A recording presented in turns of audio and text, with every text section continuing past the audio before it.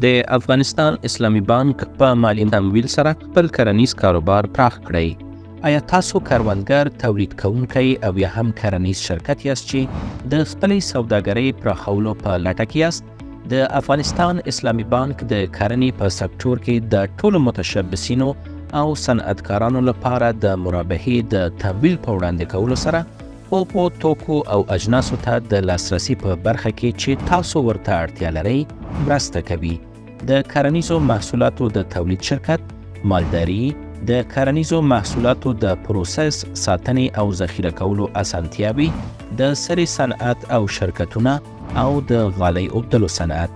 د مرابحې تړون له مخې تاسو کولی شئ چې په لویو اقتصادي فعالیتونو کې دخیل شئ او په اسانۍ سره د هیواد دننه او بهر د اړتیا وړ توکي ترلاسه کړئ.